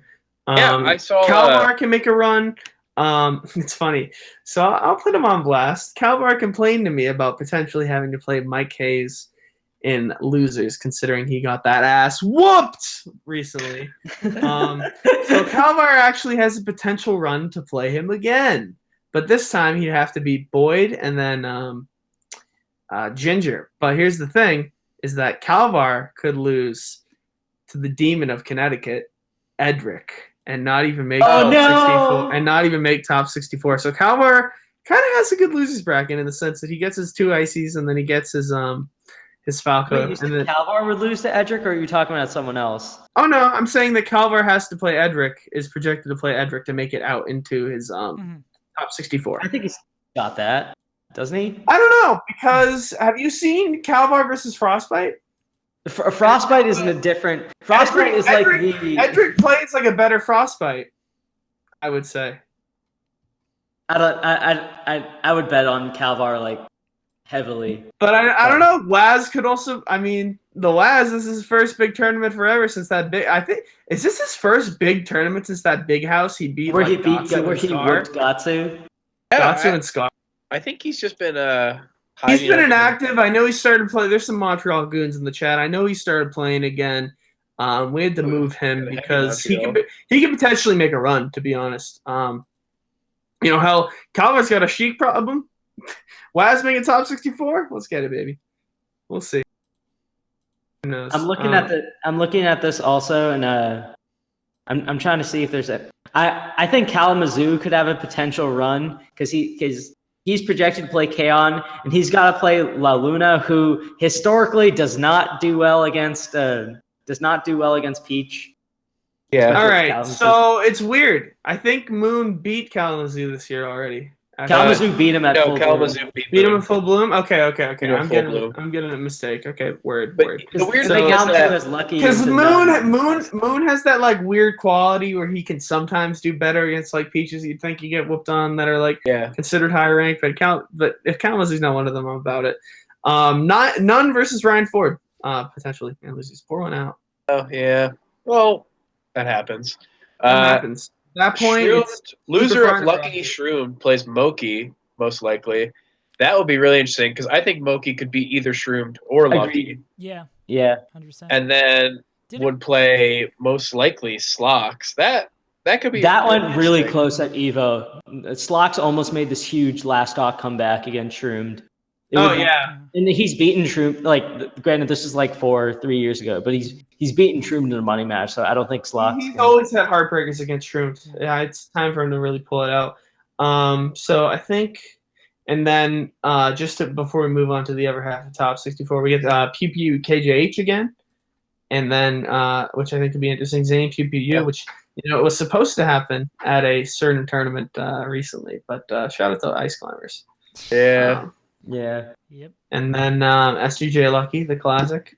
If None doesn't beat Lucky, which I think has None had the edge in that, or it's been pretty close. I think None's traditionally had the edge in that this year, right? Versus I'm pretty Lucky. sure they go back like long term. They go back and forth. Yeah, but I'm thinking of this year. Yeah, None won the last one, but it's 2-1 in his favor. He won at Evo and Low Tier City and got 3-0'd by Lucky at Genesis. Okay. Cool. Genesis Lucky was like playing out of his mind. Yeah. Yeah, word. Okay, so I kind of want to look at the other half before we dive more into top 8. We've kind of talked a little bit about that. Edwin mentioned that Mango Michael, scary, but probably not gonna happen. No, I know. I think Mango's got it. I was mostly Bro, I think so. Okay, so this is an interesting pool because Swedish and Army are projected to play, but hear me out. If Gahtzu's playing on one, I think he can beat Army. Yeah, Gahtzu, no, I've that's seen some stuff from Gahtzu in that matchup lately. Gahtzu's wild. definitely within his realm of possibility. I think Army's actually pretty solid against Falcon, though. Both Army and Bananas. Well, they both get a lot of experience in that matchup in their one of the regions, stories of Army's come up. One of the stories of Army's come up, like if we're like talking like locally, was that he used to get absolutely destroyed by S2J, and then I forget what tournament it was. There was this one regional one SSS where he finally took him to game 5, and then things started to finally start to click with him in the matchup. He got better. Like I think this year, I'm a big hater of Falcon. I hate playing Falcon. I'm a Climbers main, but I think Ices have gotten a lot better in that matchup this year. Yeah, for sure. I mean, just look at Bananas. Yeah, Bananas. Bananas whooping the Falcons at Optic Arena for anyone who doesn't know what we're referring to. Definitely. And then, do we think Face Roll can beat Duck? Oh, I think it's definitely a possibility. Yeah, I can. Face Roll's, I think he's 2-0 on Hugs or something this year. Yeah, I think he's 2-1. I think Hugs does have a win on him. Hugs is in this pool too. Hugs is playing Absent Page. 2-1 I think. Hugs. Yeah. Yep. Yeah, 2-1. Thank you. Hugs Absent Page. Has that happened yet? I don't think so. No, but we saw what Absent Page did to Duck earlier. That's what I'm saying. It'll be interesting. It definitely be something to look out for. Yeah, man.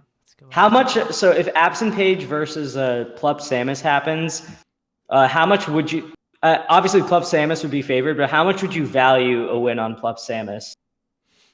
It's so good. Yeah, it's still incredible, but is it like? I don't know. It's not a win on it's not his Fox or his or it's not pretty well. I'd say pretty well. Probably as much as a win against like a top 20 player, maybe. I feel like that's fair for Plup Samus. Yeah. I guess so. I think it would be more impressive than beating Duck. Yeah, obviously, but like it's hard Plup's to weigh. Clearly like the best. I mean, I don't know. That'll be interesting. Before I dive into losers, we talked about Mango Westballz. I don't really care about who Plup plays, to be honest. And then SFAT Duck. If we see the SFAT from SmashCon, I don't know. Yeah. I'm just saying, if Duck. Look, here's the thing. Before that. Oh yeah, who knows? Here's the thing with Duck. If he doesn't beat SFAT, he'll likely have to play Gahtzu in losers, and if that happens, he's toast. Yeah. That's actually, you know what? He did beat None earlier this year. He got over his one Falcon. Samus. Yeah, he got over his one. Yeah, man. Oh no! If SFAT loses the 2 state, he's got 42nd in losers. It might happen again. Don't sleep on real things. Don't sleep on 2 saint. He's got 2 saint. Don't sleep on real things. Real things got 4% practice. I know 4% hasn't really been around the block, but real things actually played some overpuffs in that region too. Like Kanye Rest and some other solid puffs at Midwest region. Before Does he play with like Fizzle Boy a lot or no? Yeah. Oh yeah. He's played Fizzle Boy for sure. Fizzle Boy is disgusting. Oh my god, Columbus. No, we could see Westballz Absent Page. I think that could be super. I feel like that would be a really interesting. Before we dive into losers, what do we think about Swedish Delight Army? Swedish has got that. Yeah, I think Swedish is a peach. Like Bananas lost withstanding. Swedish just destroys Icy's peach. Cool. It'll be interesting to see. I definitely think that Swedish has it. Army. I'd be pleasantly surprised if Army the strongest against Peach. Shout out to like OKP. When a Pikachu main pulls out Peach on you and wins, that's when you know, brother. But I mean, it's doable. Yeah, man. But so I'm putting big bucks on Swedish for that one. Okay, cool. Focusing on losers, I'll give the Montreal boys some hype. Kage potentially has a run at this tournament. Yeah, Kage I actually kind of like that for Kage because he beat Mango in 2009. No shot. Michael's played a high level Ganon in his life. And Kage gets that probably has that legend practice. Kage has that hella legend practice, bro. Hella. They were playing grands at Smash Lot forever, if I'm not mistaken. Yeah. But Mojo also has a lot of biz practice, so I don't know. It's a tentative run, but I think if Kage can make it to Rishi, I don't know, dude. Yeah, he beats him Rishi. I don't know how Rishi does against Ganon. I've seen crazier things. And then Kage, Kage hugs and Kage hugs. Oh man. Unfortunate the face roll will probably run into Army, but hey man, it's top 64. Shit happens. Yo, so, I don't know. This is actually Kage's run. I actually think Army could potentially, if he doesn't beat Swedish, have like a kind of done and out kind of here. Yeah. So yeah, focusing on other stuff too. We already talked about like Zamu hacks and Legend Lint. I think another interesting one. Yes. Oh my God. I want Thumbs to beat chewed at so bad. Yes, I saw that. I'm so down for Thumbs being chewed at. Please. Oh my God, It's dude. happen. Oh my God. That'd be dope. I mean, I actually think he'd have a closer set than people would expect versus Rishi. Thumbs is actually pretty decent at that matchup. Still has the all-time record on Calvar, despite Calvar being pretty solid in that matchup. Still has the all-time record. Nice, let's go Thumbs. In region, Thumbs is one of those players who it's hard to judge because he's only been in one national, and that was Shine last year, where he Bugatti bagged Koopa Troopa. Oh my God. Yeah. And then got reverse 3-0'd by Kells. If people don't know about Thumbs, he got reverse 3-0'd by a blackout Kells. Shout out to Kells, man. Connecticut was big Kells fans after that. We also got Spark Millhouse. I mean, that's not too interesting. Another Spark set. But if Spark wins that, he'll play Gahtzu, and I'm pretty sure Spark is very good in that matchup. Yeah. Nick M. Whittier practice. So if Joyboy beats Jerry, he gets his face roll run back. I think that could be cool. Nice. 2 St. 42nd hasn't happened in a long time. Also looking back, we get the Absent Page Rocky run back from like Smash and Splash or something. Yeah. That'd be something. That's gonna be exciting. Darktooth can have a pretty potentially good run. I don't know how often he played against Nut, all things considered, but if he makes it past Gahtzu, which I think is fairly doable, he has some Stockie's practice. Who knows? Maybe Darktooth can make a sick run, and then I don't know. It'll be interesting.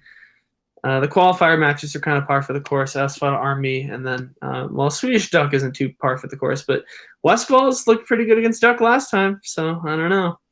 Maybe. Duck beat him last time at Evo, but Westballz won the times before that. So yes, Am I thinking of Even Bigger Balk or whatever? I don't know. What's the one that SFAT? What's the one that Westballz dropped out of when he had to play SFAT? Was that Even Bigger Balk? What was this? Sorry, I missed the. When Westballz beat Duck and then had to play SFAT. That at the and then dropped out. Was that the Mango he did? No, I think that was even. Mango. Wasn't that like Even Bigger Balk? I don't even remember. Run back. Run back. Yeah. Run back. I knew it was soon. I knew it was sooner than that. Run back. Yeah, because he DQ'd himself, and he's like, I totally would have beat SFAT. Oh my God. Well. SFAT could lose to Army for another top 8, maybe. Yeah. We can talk about top 8 now. I think that's all the interesting matches I want to cover. This tournament has a lot of sick matches. I think there's going to be at least 4 or 5 crazy upsets. Yeah, definitely. No, when you have this many, I think Tri-State is definitely a region that can make these upsets. Yeah, Tri-State, Canada's showing up. Canada's Canada's pulling up. Boys. Looking at chat, Georges versus Fendrick Lamar. George is ranked Montreal Fox, if I'm not mistaken. I think that's pretty fucking doable. No lie, but let's talk about top 8. What do we think? So knowing now that Plup is playing Samus, how does that change the perception of how this top 8 is going to go for y'all? Mango will destroy Plup Samus if they play. If Plup's able to make it, not a good look if he stays Sheik. Or you mean not a good look if he stays Samus? Yeah, I think Mango will destroy him if he stays Samus. Seems fair. It's to Mango's advantage for that to occur too, because then he can dodge Zane. Which, I mean, that's another thing. Do we think if they play again, how would it go? That's a rough one. You know, Taffel likes to talk about how they play friendlies, and they go very close for like 5 games, and then Mango just turns it on and whoops them. Like, I don't know, dog. A set's 5 games. Yeah, that's what matters. Yeah, if he Yeah. can't turn it on in 5 games, he's gonna lose. Like, Taffel, you can talk about this all you want, but I don't know. Seeing them play. So my hot take is that Westballz is gonna my hot take is that Westballz is gonna beat Mango and then take this spot, and we'll see Westballz versus Plup Samus. That's my out there dark horse or prediction for the tournament. Okay. I mean, if there's ever a time to be high on West, it's now, right? Yeah, that's what I said. Yeah. We haven't got an SFAT Wizzrobe set in a minute. Yeah. So Wizzrobe Summit, had this Maybe SFAT redeems himself.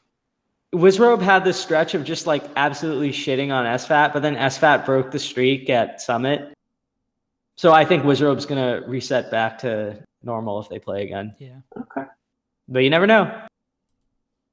Yeah, we'll see. Word. And then given all those close sets, how many forgive me if I'm a little I guess uninformed, but how many have S2J and Zane played a lot this year? I haven't. No, they've never played this year. Which is why if that happens, that's gonna be that's gonna be a banger. I think that'll be a 6 set. Word. That's probably the sickest set in top 8 then. Yeah, dude. Oh my god. Other than maybe if somehow Mango loses to that Samus or Plup reneges on that and plays like Sheik. Or Wizzy H. I think Wizzy H box will be really. Oh yeah, that's gonna be intense.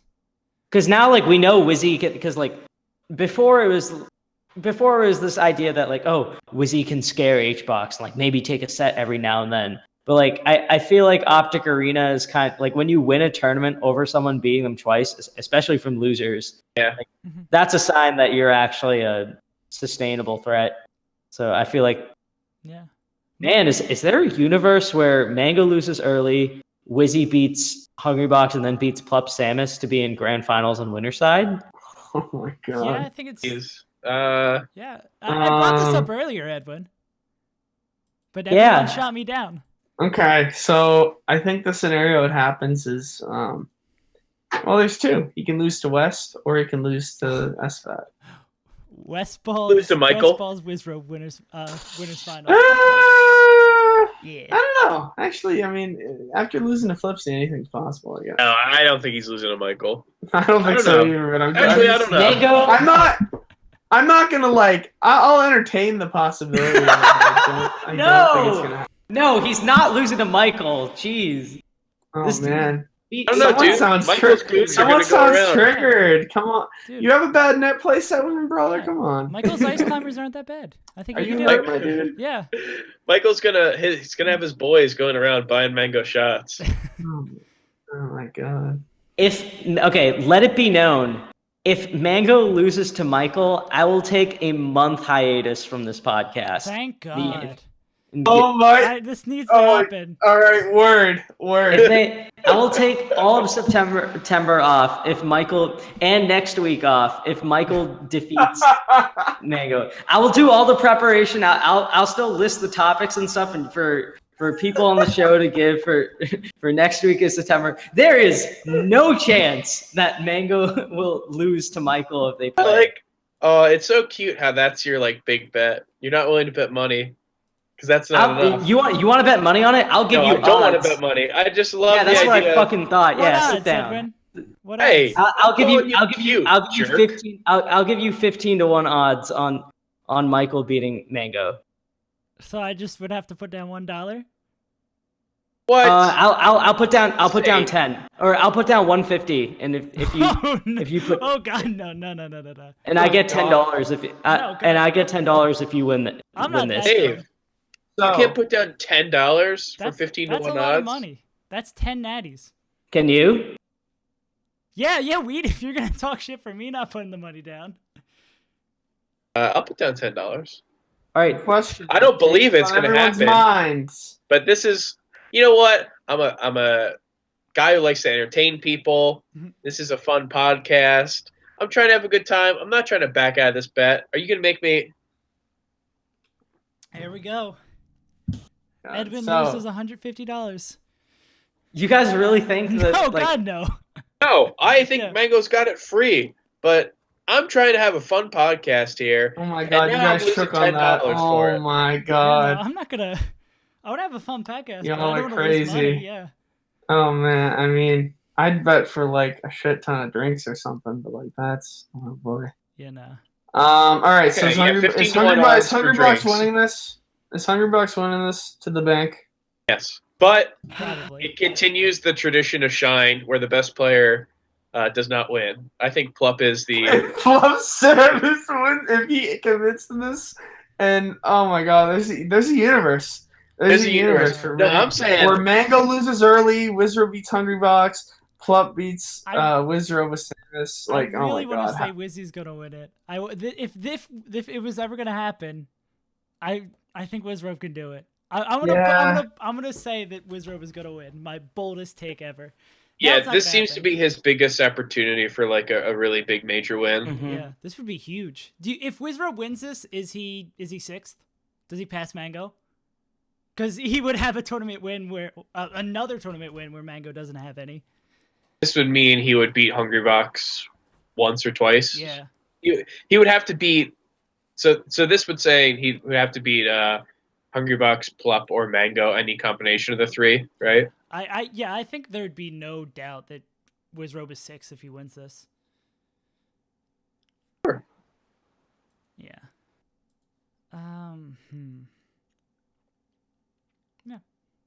I'll go H box. Mango's path is there.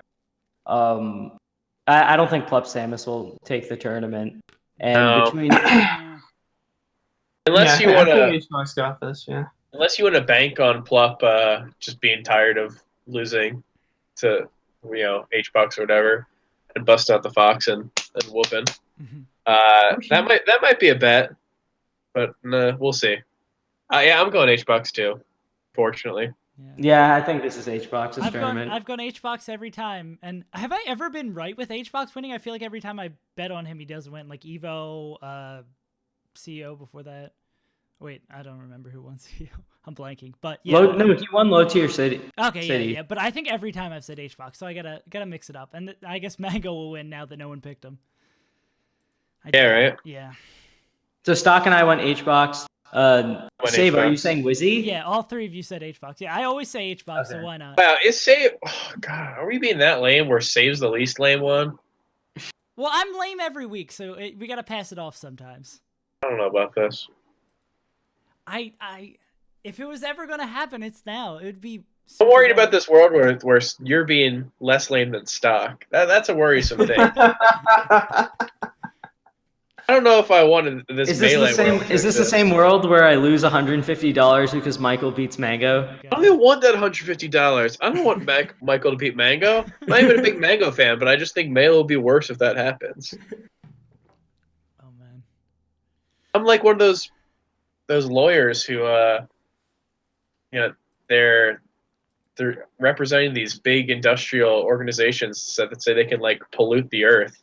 That's how I feel if Michael wins. I'd be making money, but I'd be doing it for all the wrong reasons. If Mango loses to Michael, does he drop out? Does he DQ himself? Or do you think he actually fights through it again? Or tries to fight through it? I would love if he thought through it. Yeah. Yeah, that would be really sick, but... I would also love if someone loses a lot of money. So, I don't know. And I'd also love if that someone was Edwin. Yeah, me too. I think actually. Sorry, Edwin. Get the fuck Edwin out of his here. new We're done with house. the show. Word. Anything else that China you guys want to talk about? No. I guess. Well, there's one more thing I think I could address outside of like top 8. I don't know how well you guys have kind of familiarized yourselves with the bracket. I know like throughout the podcast we have. What do you guys think is the craziest upset or craziest upset run that we could see? Michael over Mango? I think No. Kage's run is pretty legitimate. Yeah, it could happen. Right now, I'm not too hot on Kage right now. I think probably he'd be like in the 70s or so. He really hasn't been showing up all that much. So there's a potential for him to have like 3 to 4 different top 50 wins, Mhm. and I think that's pretty impressive if that's the case. All right, cool. Yeah, I rock with that. I have a crackpot one actually. Oh. In LMA 1, Ryan Ford can pull one, but I actually think the crazier one, which could happen if it's ever gonna happen, is Kalamazoo. Kalamazoo has Kaon, who's traditionally not that strong in that matchup. Moon, who's traditionally not that strong in that matchup. Lucky, who's traditionally not that strong in that matchup. Yeah. Oh, wow. And None, who's traditionally not that strong in that matchup. You know what's weird is that I have more confidence in him beating all of those people than I do in him beating Mac D, who he plays the round before in winners. For some reason, I don't know. I think that's one to look out for. If Mac D beats Keizu, I don't think that's crazy. Matty had a much better yeah. showing at SmashCon than I thought he would. Yeah, beat Tuesday. I think my crazy pick would, if you want to go like really overboard, Edwin Budding getting no chance. third in his pool. No, I think the crazy thing would be Wes beating Mango, beating SFAT, then beating Plup Samus, and then beating Wizzrobe to be in winners grand side. That would be the most insane. I don't think that'll happen, but that would be the most insane thing. That'd be nuts. And my pick for crazy thing would be Wes beating Mango. That's fair. Okay, yeah. Hopefully Wes and not Michael. I really hope not Michael. Do I make money if Michael beats Wes afterwards? No. Oh god. No, that's like strangely. That just keeps getting. Michael wins, and I get like $5,000 from you. but you lose your soul. Yeah, no, I'm selling out. Give me a price, Edwin. I'll sell out. I'm not too big to sell out. Welcome to episode 21 of the Melee Stats podcast, presented by Monsanto.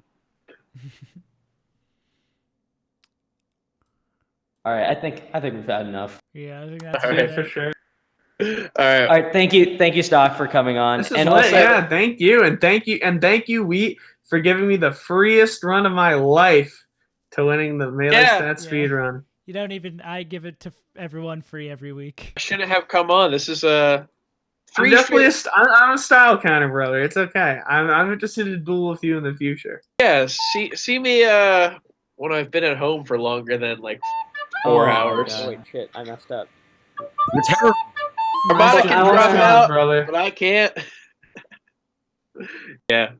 So I want to thank our 4 subscribers on Patreon. Stoc, who is already on the podcast. So Stoc, Jack Harmoning, Jackzilla, Greg Schaefer, Greg, and our newest subscriber, Matthew Biddle, who I sent an invite to the Discord, but he hasn't joined yet or sent me. Oh my god, you guys should have Gerg on this podcast so bad. Yeah, Gerg will be fun. What do we do on the show when we get a new subscriber? Do we have any dumb thing? Like, you know how VG Bootcamp used to do sub, hi?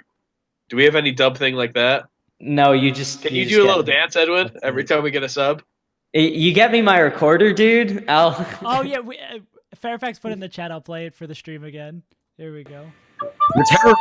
Oh, yeah. Classic clip. Oh, this is so bad, Edwin. This is how we'll end the Jesus show. Christ. I can't do this. Wait, what is the clip? It's the Edwin playing the recorder, playing the Melee theme. Oh, Jesus Oh Christ. my god, dude. I choked it live so much. You can ask Pika. I nailed that shit like 5 times in a row when we did it like before going Give live. it up. We're done. And then going live, it was whatever. All right, see you guys later. Yeah. Bye guys. So much. See ya. Yeah, Edwin and I will be at Shine. Of course, Stoc will. Feel free to say hi. Feel free to. Please. Stoc might be busy though. Edwin. Feel free to say no, dude. I want to talk to people, bro. I'm trying to network, and if you see us out the night after, I mean, yeah, I don't know, trying to get drinks. I know I'm getting litty after that shit. Please buy me a beer, bro. I'm down.